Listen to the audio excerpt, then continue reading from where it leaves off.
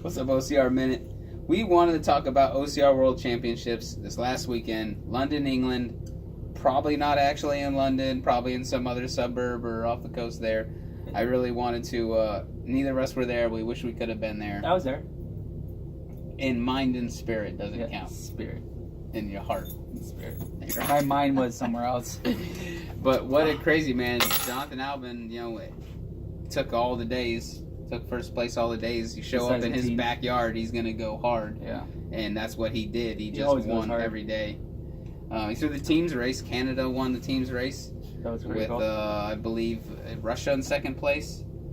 The guys' team. Both Sergeys are incredible. They podiumed on the 3K and the 15K. Yeah.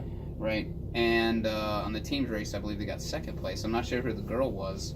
Fascinated by the Russians because we don't speak the same language, and you wonder how the OCR scene is like over there, and like what the people are like. I'd love to learn about that. They're like OCR. Hey. You got to do the Danish accent. We're talking about Denmark. Denmark got third place. I forgot how to say it now. Nikolaj Dam, man, he's incredible in his team. Super strong athletes. They did really well. Took third place. Yeah. But Albin, the only upset was the one time that Atkins wasn't on the podium. Was the 15K. Was the 15K.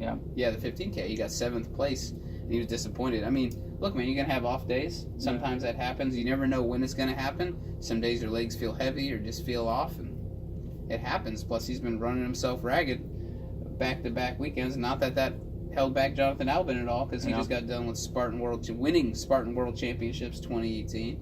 Yeah. And 2 weeks later, he comes 2 weeks later. Here, OCR World Championships. It does everything. 3K, 15K. 3 weeks later.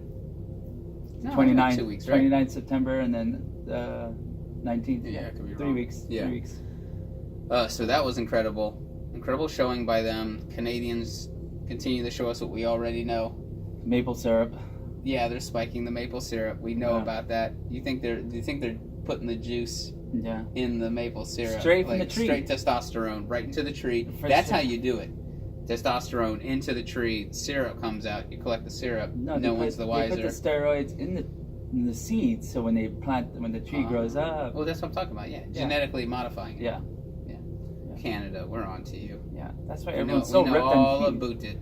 That's why they're all so booted. I love the Canadians. Yeah, they're awesome. And for the Americans, I mean, a lot of Americans that would normally be in that series weren't there. You didn't see guys like Killian couldn't make it. You don't see Bracken, who's there every year. And just a lot of people. Like, it's harder to make that trip overseas. Depending on your circumstances. But it was hard for, a lot of other people coming over here too. Yeah. For all the time OCR Worlds was on our side, it's hard for them to come over there. But everyone that was going across the pond, everyone was over there already. Yeah. Everyone was over there already, so they had a big turnout of people. Yeah, and plus we talked about it on a previous episode, 100 obstacles. Yeah. 100 obstacles on a 10-mile course, not even 10 miles. 9 miles. Mind-blowing. That's a whole lot. People were torn up and beat up, but I think they found a good balance because I didn't hear of anyone losing their band. Yeah. It seems like maybe the obstacles, maybe that's why the rig was easier. Yeah.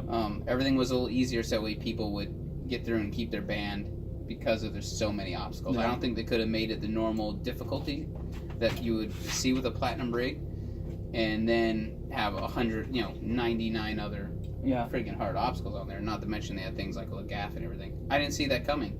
Yeah. It seemed like everyone made it through everything just fine, just tore up, but had a great time. Yeah. Flatter course.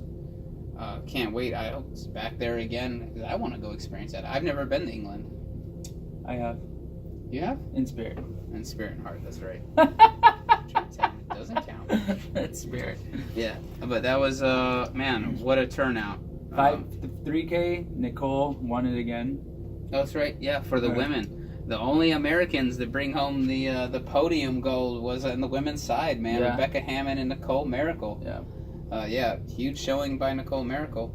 Again. Well, yeah. Lindsay right there, No, with Rebecca Hammond, that's actually pretty cool, Yeah. Never expect her to do so well.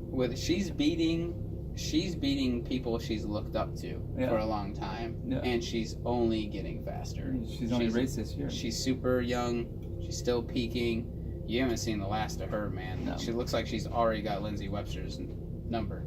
She's hot on her heels. She was hot on her heels at Spartan World Championships, and now finally beat her here.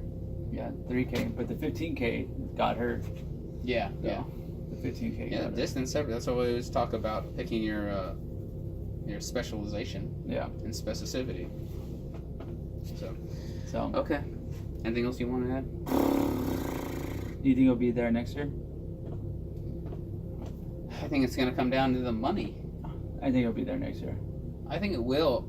So if you look back at their historically, OCR World Championships has always been in the same place for a couple years in a row. 2 years. Ohio. 2 years Ohio, Canada, Toronto, right?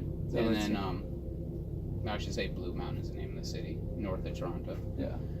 And then England, so I wouldn't be surprised. Yeah.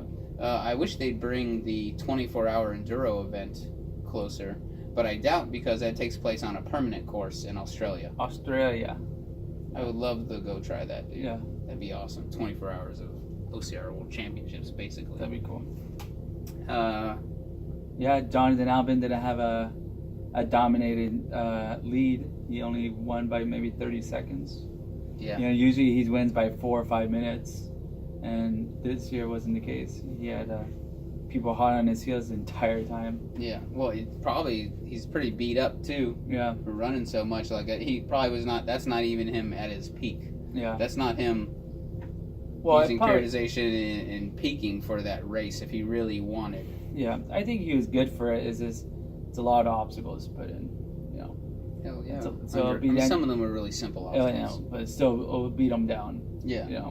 And some people are probably a little bit stronger than him, and probably got to the obstacles faster. But Albin probably outkicked him. Yeah. So, but All right. That's it. Peace. I'll see you later.